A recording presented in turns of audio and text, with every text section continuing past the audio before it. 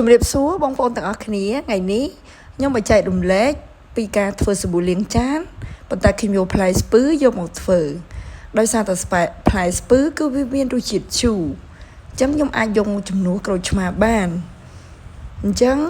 បងប្អូនអាចមានផ្លែស្ពឺនៅសេសសល់ពីញ៉ាំបងប្អូនរុះពេញដីអាចយកមកប្រើជាប្រយោជន៍បានគឺធ្វើសាប៊ូស្ពឺនាងខ្ញុំបានឆ្លងកាត់រួចមកហើយគឺធ្វើបានជោគជ័យប្រើនៅក្នុងផ្ទះបាយយើងយ៉ាងមានផលប្រយោជន៍របស់ដែលយើងត្រូវបោះចោលសោះក៏មានផលប្រយោជន៍ដែរអញ្ចឹងយើងចាប់ពីថ្ងៃនេះទៅសន្សំធម្មជាតិយកមកធ្វើជាសាប៊ូលាងចានអីចឹងទៅហើយដាក់តែបន្តិចទេគឺពពុះល្អខ្លាំងណាស់ស្ពឺដាក់តែបន្តិចទេប្រត់តែបន្តិចទេតែមានប្រើមេពពុះមេជូរអីទេដោយសារតកោខ្លាំងដំណើរការបេះស្ពឺហើយនឹងរើសស្ពឺធ្លាក់យកមកធ្វើសាប៊ូបងស្រីកំហេងគាត់ដាំបានស្ពឺហើយគាត់ថារុះពេញដីប្អូនស្រីអើយរុះពេញដីអត់ដឹងយកធ្វើអីទេខ្ញុំផ្លេតបានបងចាំយកមកធ្វើសាប៊ូខ្ញុំធ្វើសាប៊ូចាបងចាំខ្ញុំយកមកធ្វើសាប៊ូលាងចានសាប៊ូដុសខ្លួនអីក៏បានដែរចា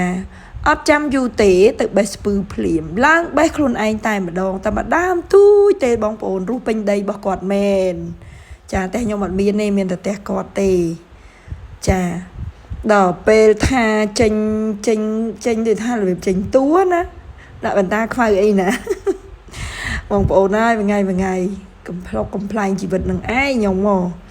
បេះស្ពឺហ្នឹងគឺរៃរាប់បដាបេះបដានិយាយពីថាក៏អូបពេញដើមតែម្ដងខ្ញុំបេះខ្លះទុកខ្លះឲ្យម្ចាស់ផ្ទះខ្ញុំមានបេះទាំងអស់ហ្នឹងណាចាយកមកធម្មជាតិហើយបងគាត់ឆ្ងល់តែចេះហើយយកទៅធ្វើសាប៊ូមែនអត់កុហកបងទេយកទៅធ្វើសាប៊ូមែនបងរងចាំទស្សនាណានេះគឺជារូបមន្តដែលយើងរៀបចំមុននឹងធ្វើសាប៊ូស្ពឺ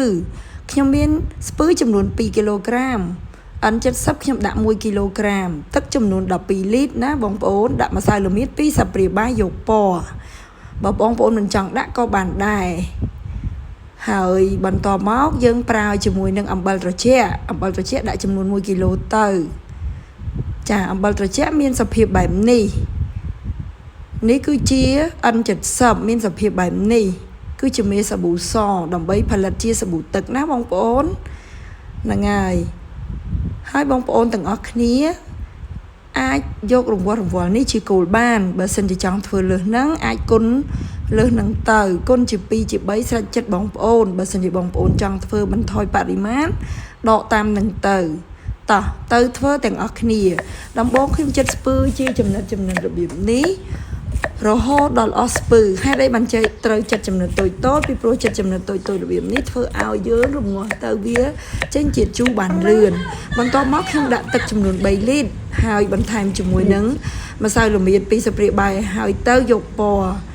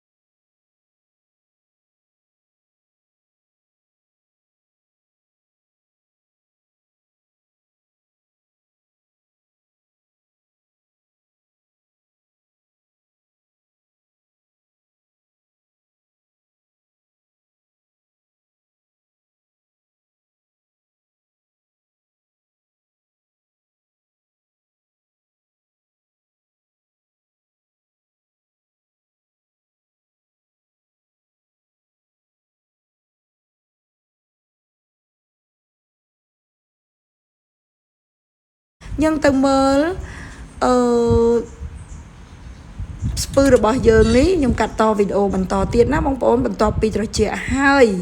ខ្ញុំចាប់ផ្ដើមបងប្អូនម្នាក់ចាក់ទឹកទុកឲ្យវាត្រជាក់តិចទៀតសិនហើយខ្ញុំមកកូរថែមទឹក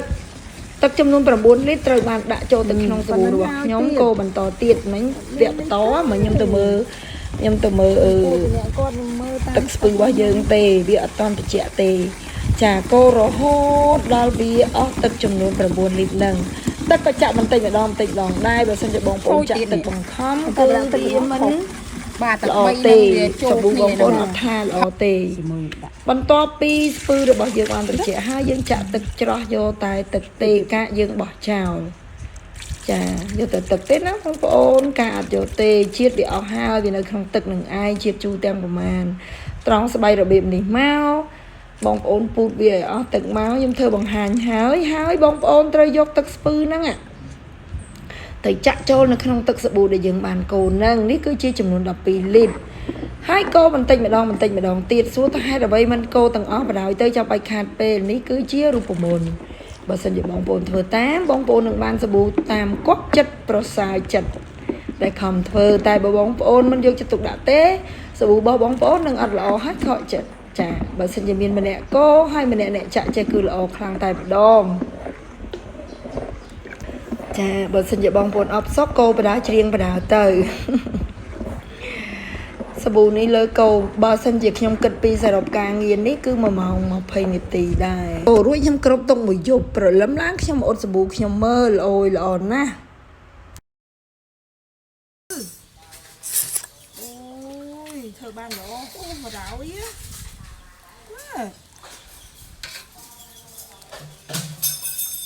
អីបងប្អូនធ្វើអត់បានខ្ញុំអត់យល់ទេនេះខ្ញុំធ្វើពីស្ពឺនេះគុណភាពតោះស្ពឺនេះតោះបានហើយបងប្អូនដួសវាដាក់អញ្ចឹងមកហើយច្រកវាដាក់ដបឬមួយក៏បងប្អូនមានកឡយដាក់ក៏បានដែរស្រេចការចូលចិត្តហើយនេះគឺខ្ញុំដួសសម្រាប់ដាក់ដបតាំងឲ្យបងប្អូនមើលថាសាប៊ូខ្ញុំល្អប៉ុណ្ណាល្អខ្លាំងតែម្ដងបងប្អូនអើយតំណងអីតំណងយ៉ាងនេះសាប៊ូស្ពឺនេះចាមើលទៅបងប្អូនសាច់គេឡើងខាប់ល្អតែម្ដងអូយដាក់តែមកដំណក់ទេលាងចានគឺស្អាតខ្លាំងតែម្ដងមកអ៊ុតរូបរាងបន្តិចទៅគឺថាវាល្អខ្លាំងហ្មងអញ្ចឹងបងប្អូនទំនេរអាចធ្វើសាប៊ូស្ពឺបានខ្ញុំអត់មានបង្ខំឲ្យបងប្អូនទៅទិញធនវត្ថុធាតុដើមពីទីផ្សារទេបើសិនជាបងប្អូនមានរបស់ស្រាប់នៅផ្ទះដូចជាស្ពឺដូចជាក្រូចឆ្មាក្រូចសើចចាបងប្អូនអាចធ្វើបានណាហើយតិចទៀតនឹងចេញវីដេអូបន្តទៀតលាក់ទុកសិនថាតើសាប៊ូធ្វើចេញពីអីបានខ្លះណាបងប្អូនតាមដានเพจខ្ញុំឲ្យខកបំណងទេបើសិនជាបងប្អូនគិតថាเพจនេះមានប្រយោជន៍ជួយ like ជួយ share ឲ្យបានច្រើនផង Subscribe Channel YouTube ហនឈឿនចាបងប្អូនចូលទស្សនា YouTube បងប្អូនចូលចុចកណ្ដឹងហើយ comment ពីខាងក្រោមផងថាតើបងប្អូនចង់បានអ្វីពីខ្ញុំនឹងធ្វើឲ្យបងប្អូនចាហើយ comment ដោយសុជីវធម៌ណាបងប្អូនសម្រាប់អ្នកដែលអត់ចូលចិត្តកុំ comment ពីអាក្រក់ក្នុងនឹងអីបងប្អូនអូសរំលងទៅជាការស្រេចទៅហើយចាផលប្រយោជន៍វាគឺលាងចានបានស្អាតល្អណាស់សាប៊ូស្ពឺនេះពីព្រោះរសជាតិស្ពឺបងប្អូនយកស្ពឺជូរណាគឺដឹងស្រាប់ហើយឲ្យតែជាតិជូរខ្ញុំយកមកធ្វើសាប៊ូលាងចានបានចាជាប្រភេទផ្លែឈើជាទឹកណាមានន័យថាវាមានទឹកណាបងប្អូនចារួចរាល់ហើយសម្រាប់ថ្ងៃនេះចុះបងប្អូនវិញ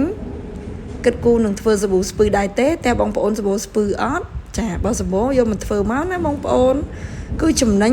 លើចំណេញខ្ញុំឲ្យចំណេញខ្លាំងហ្មងចំណេញទាំងថវិកាចំណេញទាំងពេលវេលាហេតុអីបានថាចំណេញពេលវេលាបើយកពេលវេលាទៅធ្វើនោះចំណេញពេលវេលាជាទៅទិញចាបងប្អូននិយាយលេងជាមួយបងប្អូនក៏កាន់តែពេលវេលាកាន់តែច្រើនតាស់ទៅហើយទៅមើលសាប៊ូរបស់យើងវិញចាក់ចេញមកមិនចាញ់សាប៊ូនាំចូលប៉ុន្មានទេចាបងប្អូនយើងផលិតខ្លួនយើងបានហើយចា homemade នៅផ្ទះចឹងទៅលើកទឹកចិត្តសម្រាប់បងប្អូនដែលគាត់មិនបានធ្វើទេបងប្អូនទិញគេចោះតោះលាងទាំងអស់គ្នាជម្រាបលាជាមុនបាយបាយបងប្អូនអ្នកធ្វើអត់ប្រពុះមកនេះបន្តិចទេណាកូស្ពឺដាក់តែបន្តិចទេគាត់តែបន្តិចទេតែមានប្រើមេយើងចាក់មុនណានេះប្រត់តែបន្តិចទេបាយប្រត់ដល់ខ្លាំង បងប្អូនអ្នកធ្វើអត់ប្រពុះមកនេះបន្តិចទេណាកស្ពឺដាក់តែបន្តិចទេប្រឡាក់តែបន្តិចទេតែមានប្រើមេប្រពុះមេជូរអីទេដោយសារតកោខ្លាំងបងប្អូនមើលចង់បានប្រពុះដល់ណាទៀត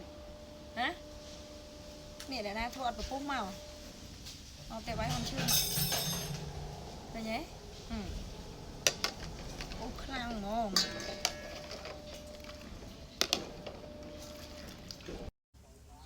สบู่พลายสปือเนี่ยเราเจนปีสปือให้จานเนี่ยยังเรียงหมดนั้นจะตึกอันเมื่อเรียงหายหรือใจจังได้มาดอง